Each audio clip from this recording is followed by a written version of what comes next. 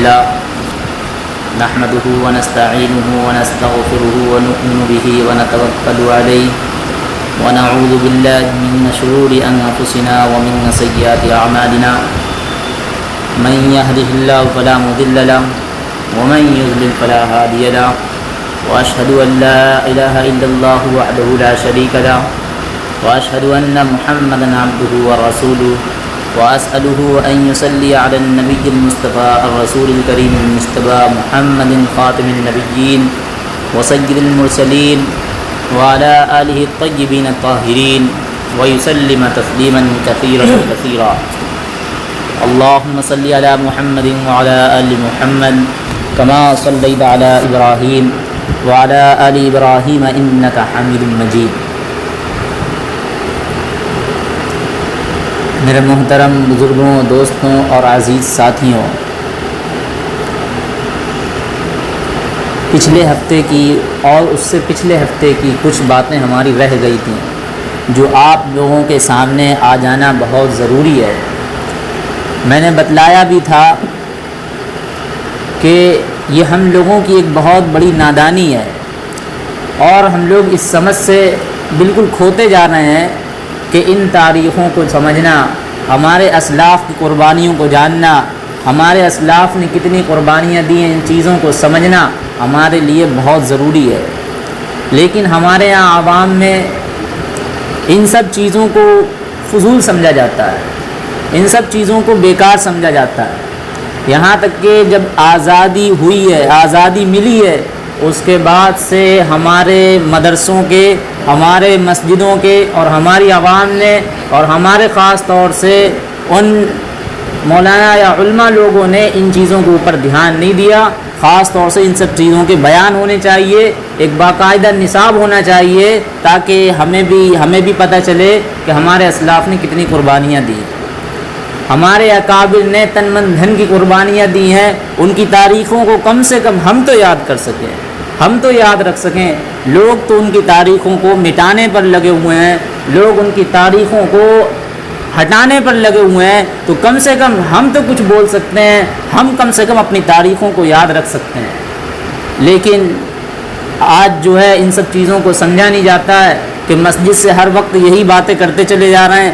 3 ہفتے ہوتے جا رہے ہیں، تینوں ہفتوں میں یہی باتیں ہو رہی ہیں. ضروری ہے یہ ہم سب کے لیے، مسجدوں کے ممبروں سے یہ آوازیں اٹھنا چاہیے، مدرسوں کے ان درسگاہوں سے اٹھنا چاہیے اور عوام میں ان جگہوں سے اٹھنا چاہیے تاکہ ہمیں پتہ چلے اور سننے والے اور تمام لوگوں کو پتہ چلے کہ ہمارے اسلاف نے کتنی قربانیاں دی ہیں اس ملک کو آزاد کرانے کے لیے. اس ملک کو آزاد کرانے کے لیے کتنی تن من دھن کی قربانیاں دی ہے. انہوں نے اپنی جان کو جان نہیں سمجھا، اپنے سروں کو سر نہیں سمجھا، اپنی گردنوں کو گردن نہیں سمجھا تو بس خالی یہی سمجھا، ہندوستان کے لیے اپنے آپ کو سمجھا، ہندوستان کی شان بان کو سمجھا. اس کے علاوہ انہوں نے کچھ نہیں سمجھا. ان کو کیا پڑی تھی؟ تو میرے عزیز دوستوں، میرے ساتھیوں، ہمیں اپنے اسلاف کی قربانیوں کو یاد رکھنا پڑے گا، ہمیں سمجھنا پڑے گا اور سننا بھی پڑے گا برابر. ہم نے بتایا بھی تھا کہ جو قوم اپنے اسلاف کی تاریخوں سے وہ ہٹا دیتی ہے، اپنے اسلاف کی یادوں کو مٹا دیتی ہے، اپنے اسلاف کی تاریخوں کو بھلا دیتی ہے، پھر یاد رکھو اس قوم کا انقلاب نہیں آ سکتا. اس قوم کے اوپر پھر اللہ تبارک و تعالیٰ انقلاب نہیں نازل کرتے ہیں، پھر اللہ تعالیٰ اس پر قوم پر عذاب نازل کرتے ہیں. اور یہی وجہ ہے کہ غیر مسلموں نے بھی اس بات کو کہا تھا.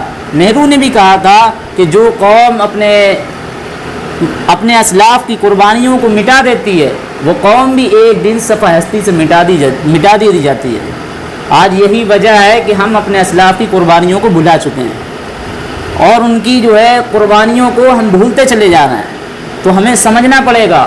ہم نے مختصراً طور پر کچھ باتیں جو ہے پچھلے ہفتے بھی بتائی تھی، باقاعدہ ایک پوری تاریخ بتائی تھی کہ جو 1857 کی جنگ آزادی ہے، اس جنگ میں مسلمانوں نے بڑھ چڑھ کر حصہ لیا.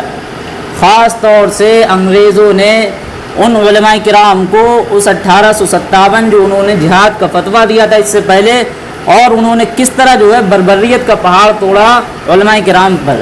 کس طرح علماء کرام کو جو ہے خود انہی کے جو ہے مشہور سائنسداں ہیں ڈاکٹر ولیم، انہوں نے خود کہا ہے کہ جو ہے یہ جنگ 1857 کی یا جنگ آزادی صرف اور صرف مسلمانوں نے لڑی ہے، اور ان کی لڑنے کی وجہ یہ کہ جب تک کہ ان کے دلوں میں جذبہ جہاد موجود ہے اس وقت تک ان پر حکومت کرنا ہمارے لیے ممکن ہی نہیں ہے۔ تو جب ہی ہم حکومت کر سکتے ہیں ان کے دلوں سے جذبہ جہاد کو ختم کرنا ہے، اور اس سے پہلے ان کی کتاب قرآن کریم کو ختم کرنا ہے۔ 1867 سے لے کر 1864 سے لے کر 1867 تک ان 3 سالوں میں 14,000 علماء کرام کو تختہ دار پر لٹکایا گیا، اور کتنے نہ جانے قرآن کریم کے نسخے بدبخت انگریزوں نے جلائے۔ آپ کو معلوم ہونا چاہیے کہ اس قربانی میں ایک نام آتا ہے علامہ فضل حق خیر آبادی۔ اگر ان کا نام نہ لیا جائے، ان کی تاریخوں کو نہ بتایا جائے، ان کی قربانیوں کو نہ گنایا جائے تو ہو سکتا ہے یہ آزادی، اور میں کہتا ہوں کہ یہ آزادی کی تاریخ مکمل ہو ہی نہیں سکتی ہے۔ اس کا ہر باب نامکمل، نہ ادھورا، نہ پھیکا ہے۔ اس کی اگر ان کی تاریخ نہیں بیان کی جاتی، ان کی قربانیوں کو نہیں گنایا جاتا۔ علامہ فضل حق خیر آبادی کیا ان کو پڑی ہوئی تھی؟ کھاتے کماتے، انگریزوں کی نوکری کرتے، انگریزوں کے کیا کہتے ان کے ساتھ لگے رہتے، اور کھانے پینے کو بھی ملتا، لیکن ایسے میں انگریزوں کے خلاف کس نے فتویٰ دیا؟ علامہ فضل حق خیر آبادی۔ یہ کون علامہ فضل حق خیر آبادی ہیں؟ جنہوں نے شاہ عبد العزیز رحمۃ اللہ تعالیٰ علیہ سے فتویٰ دلوایا۔ آپ جو ہے شاگرد ہیں ان کے کہ جو ہے انگریزوں کے خلاف فتویٰ دیا جائے۔ تو بہرحال یہ نوکری کر رہے تھے، اس وقت میں دیکھا کہ انگریز ہر طرف قابض ہو گیا ہے، ملک میں غلامی کی زنجیریں لوگوں کے اوپر ڈالی جا رہی ہیں، انہوں نے وہ نوکری سے استعفیٰ دے دیا، اور آ کر انگریزوں کے خلاف لڑنے میں بڑھ چڑھ کر اب حصہ لینے لگے۔ اسی کے تحت جب ایک کیس چلا، انگریز جج نے ان کو پیش کرا گیا عدالت میں، جج نے ان سے پوچھا، اور جو ان کے دوسرے تھے تو صاف صاف بالکل بری ہو سکتے تھے، کوئی ان کے اوپر کوئی گناہ نہیں تھا، کوئی کیس نہیں تھا، کوئی جرم نہیں تھا، جج نے چھوڑ دیا تھا، لیکن پھر بھی اپنے دل کا حال بتایا کہ واقعاً حقیقتاً یہ ہے کہ تم ہمیں جو ہے کسی طرح سے نہ پاؤ، لیکن جو ہے ہم نے یہ فتویٰ دیا تھا، ہمارے دل میں تمہاری حکومت ٹھیک نہیں ہے ہمارے اوپر، تو ہم ان کے دلوں میں لڑنے کا جذبہ تھا، انہوں نے کہا تھا کہ تم ہمارے لیے دشمن ہو۔ اسی وقت سے ان کو جو ہے جزیرہ انڈمان نکوبار میں بھیج دیا گیا کالے پانی کی سزا کے لیے۔ کالے پانی کی سزائیں کاٹی، تکلیفیں برداشت کریں۔ جانتے ہیں آپ کالے پانی کی سزا؟ جو بالکل بے آباد جزیرے میں بنایا گیا تھا، کوئی گھر نہیں، چاروں طرف سے پانی ہے، بیچ میں کوٹری جو ہے انگریزوں نے ذرا سی بنا رکھی تھی، اس میں ان لوگوں کو ڈال دیا جاتا تھا جو اس طرح کی بغاوت کرتے تھے۔ بہرحال علامہ فضل حق خیر آبادی نے کئی کتابیں لکھی ہیں انہی سب چیزوں کے اوپر۔ تو جب ان کے بیٹے مولوی شمس الحق نے اپنے باپ کی رہائی کے لیے جد و جہد کری، اور انگریزوں نے جو ہے رہائی کا موقع بھی دیا، رہائی کے لیے جو ہے ان کو کہا کہ اب رہائی ہو سکتی ہے، تو مولوی شمس الحق اپنے باپ کی رہائی کو پیغام پہنچانے کے لیے جزیرہ انڈمان نکوبار میں پہنچتے ہیں، اور جیسے ہی اترتے ہیں تو دیکھتے ہیں کہ لوگ بھیڑ لگی ہوئی ہے، اور ایک سر پر جنازہ ہے، لوگ اس کو دفنانے کے لیے لے کے جا رہے ہیں۔ جب پوچھا جاتا ہے کہ یہ کس کا جنازہ ہے تو کہتے ہیں علامہ فضل حق خیر آبادی کا ہے، جو ہندوستان کے ایک سپوت ہیں، ان کا ایک جنازہ ہے۔ تو سوچئے کس طرح جو ہے ان کو ایک رہائی کا موقع بھی ملتا ہے، تب تک کہ بہت دیر ہو چکی ہوتی ہے اور جان چلی جاتی ہے۔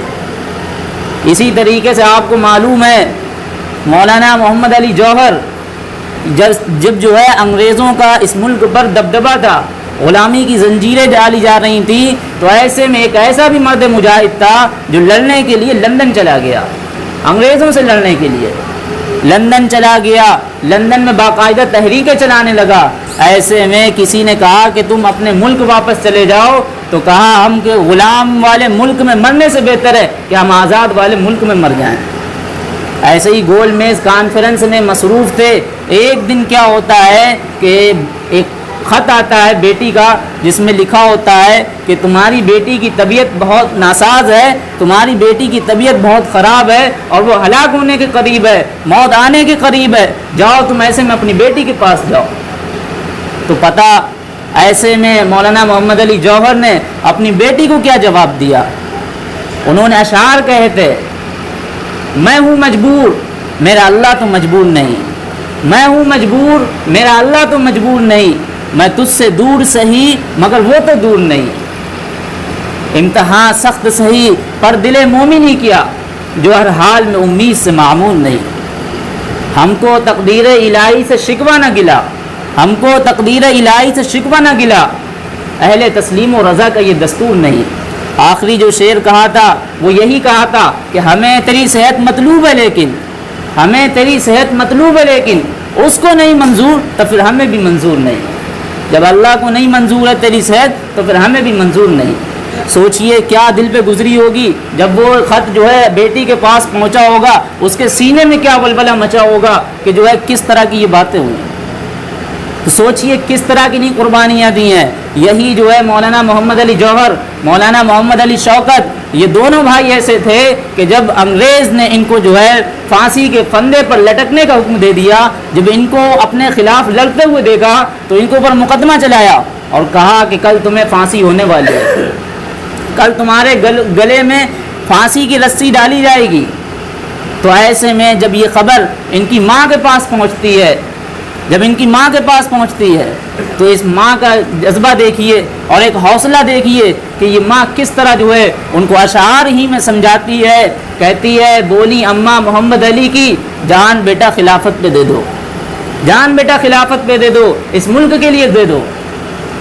گر ذرا سست دیکھوں گی تم کو, ہرگز دودھ نہ بخشوں گی تم کو, اور دلاور سمجھوں گی نہ تم کو, جان بیٹا خلافت پہ دے دو.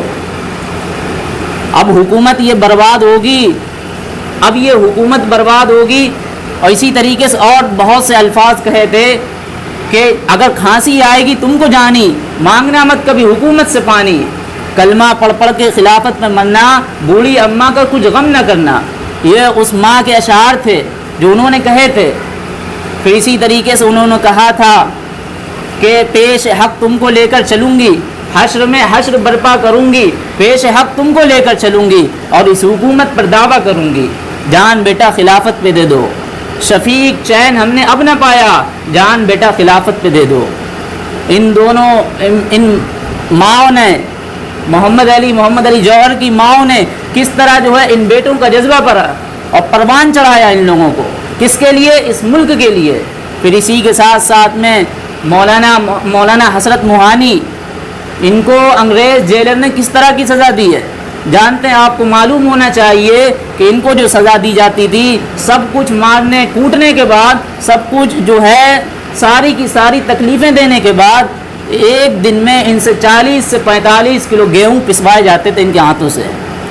انگریز اس طرح کی سزا دیتا تھا. آپ کو معلوم ہونا چاہیے یہ ایسے ایسے مسلم مجاہدین تھے جنہوں نے اس ملک کے لیے ان سب چیزوں کو کرنا گوارا کرا. لیکن آج کیا ہوتا ہے, ہماری ان ساری قربانیوں کو ایک طرف بھلا دیا گیا, ایک طرف رکھ دیا گیا, اور جنہوں نے اس ملک کے لیے اتنی قربانیاں دی ہیں وہی آج مسلمان آج اس ملک میں غداری کا بدنما داغ لگائے ہوئے بیٹھے ہوئے ہیں, گھٹ گھٹ کر زندگی جی رہے ہیں. سوچئے مولانا ابوالکلام آزاد, بڑی سوچ تھی آپ کے اندر, بڑی فکر تھی. دو ہی چیزیں ہوتی ہیں انسان کے اندر, یا تو وہ ایک اپنے جسم سے لڑتا ہے, یا وہ ایک اپنی زبان سے لڑتا ہے, اپنے قلم سے لڑتا ہے. لیکن یہ وہ ایسا شخص ہے اور صاحب بصیرت ہے جس نے اپنی زبان سے بھی لڑنا شروع کرا, اپنے قلم سے بھی لڑنا شروع کرا, لوگوں کو خطاب بھی کرا اور اپنی تحریریں بھی لکھی. لیکن جب ہر طرف کا دور تھا, اور ایسے میں انگریزوں کے دور میں آپ پیدا ہوئے, چھوٹی سی عمر تھی, چھوٹی سی عمر میں وقت کے جو بڑے بڑے علماء تھے ان میں شمار ہونے لگا, بڑی ذہنیت کے مالک تھے. ایسے میں انگریزوں کے خلاف انہوں نے مورچہ سنبھالا, اور جو ہے ایک اپنا اخبار تھا, اس اخبار میں انہوں نے لکھنا شروع کر دیا, انگریزوں کے خلاف لکھنا شروع کر دیا. ہم نے پچھلے ہفتے بھی بتایا تھا, مولانا محمود حسن دیوبندی ایک ایسے مولوی تھے جو ہے ان کا رسالہ پڑھا کرتے تھے. ان کا رسالہ پڑھے ان کو بھی چین نہیں آتا تھا.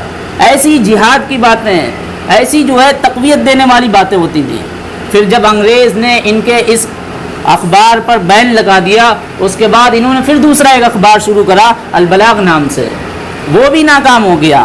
پھر انگریز نے ان کو 15 سال کے لیے جیل میں بند کر دیا. جب یہ 15 سال کے لیے انہوں نے جیل میں کاٹے، ایسے میں ایک خبر آئی کہ تمہاری بیوی کا انتقال ہو گیا ہے، تمہاری بیوی کا انتقال ہو گیا ہے۔ انگریز نے صرف 3 دن کی رہائی دی تھی، اور آپ نے 3 دن کی انگریز کی رہائی کو حقارت کی نظر سے ٹھکرا دیا اور کہا جاؤ بیوی سے ہماری قیامت کے دن ملاقات ہو جائے گی۔ کس طرح کی نہیں قربانیاں دی ہیں، کس طرح کی نہیں پریشانیاں اٹھائی ہیں، وہ سب کچھ قربان کرا ہے مسلمانوں نے۔ آج بھی اگر تم تعمیر اس ملک کی اگر اینٹ اٹھا کر دیکھو گے تو ہمارے اسلاف کی جو ان کی خون ہے ان کی جو ہے خوشبو آ رہی ہوگی۔ شاملی کا میدان ہو، چاہے وہ پانی پت کا میدان ہو، چاہے وہ کسی طرح کا بھی میدان ہو جہاں جو ہے ہمارے علماء نے، ہمارے مسلم عوام نے قربانیاں نہ دی ہوں، چاہے وہ پشاور کا میدان دیکھ لیجئے، چاہے وہ جلیان والا باغ دیکھ لیجئے، کس طرح جو ہے 200-250 کے آس پاس مسلمانوں کو ایک جھٹکے میں مار دیا جاتا ہے، صرف اور صرف لاشوں کا انبار بچھا دیا جاتا ہے۔ یہی نہیں ہے، خان عبد الغفار خان بڑا نام آتا ہے، گاندھی جی کے فرنٹیئر کہے جاتے ہیں، محافظ کہلائے جاتے ہیں۔ سوچئے جب یہ پشاور میں ان پٹھانوں نے بھی بڑا زبردست رول ادا کیا ہے، جب گاندھی جی پکڑ چکے تھے اور گرفتار ہو چکے تھے تو ایسے میں انہوں نے ایک ایسا ارادہ کرا تھا کہ اب ہم بغیر ہتھیار لیے انگریزوں سے لڑیں گے، کیونکہ ابھی جلیان والا باغ ہوا ہے، وہاں پر 79 مسلمان اور نہ جانے کتنے لوگ مارے گئے، بہت سے لوگ مارے گئے، کوئی اس کا ریکارڈ نہیں ہے، کچھ ریکارڈ نے کسی نے کرا کہ 5000، کسی نے اس سے کم بتایا، لیکن اس کا کوئی ابھی تک ریکارڈ نہیں ہے۔ اسی طریقے سے جب یہ پشاور میں گئے بغیر ہتھیار کے لڑنے، اور کیا کہتے ہیں انگریز تھے، انگریز نے جو آگے والی صف میں بچے کھڑے ہوئے تھے، معصوم سے نونہال بچے تھے، ان کے ہاتھوں میں کچھ بھی نہیں تھا، وہ بھی لڑنے آئے تھے۔ تو ایسے میں انگریز نے ان سے پوچھا کہ تم تو پٹھان ہو، تمہارا زیور ہی ہتھیار ہے، آج تمہارے یہ ہتھیار والے زیور کہاں گئے؟ تو کہا ہم نے آج گاندھی جی سے وعدہ کرا ہے کہ ہم جو ہے بغیر ہتھیار کے لڑیں گے۔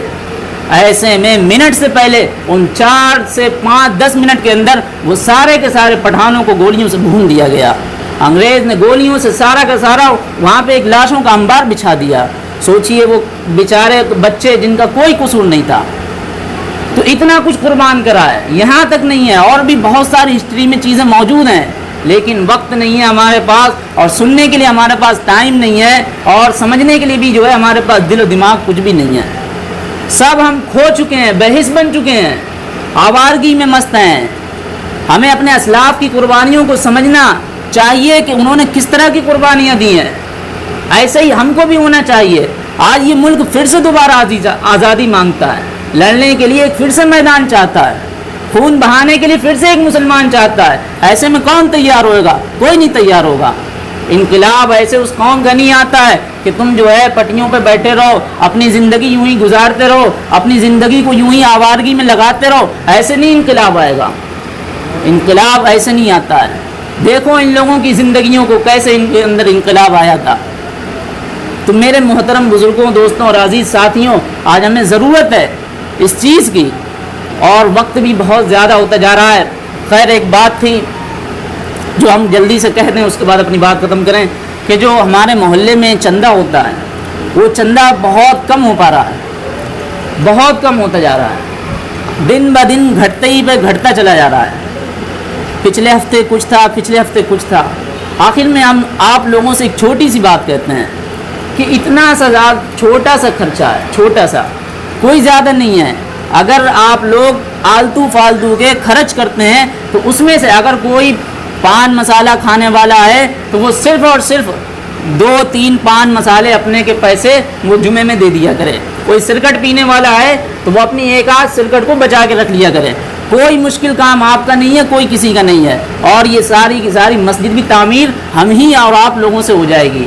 کوئی اگر کوئی کچھ کرنے والا، کسی کے اندر کسی چیز کی لذت ہے، وہ بس خالی ایک آدھ لذت کو بچا کر وہ پیسے اس مسجد میں دے دے تو دیکھیے، اور انشاءاللہ یہ بہت جلد مسجد تعمیر ہو جائے گی۔ ایسے سوچیا کریں۔ اللہ تعالی ہم لوگوں کو کہنے سننے اور عمل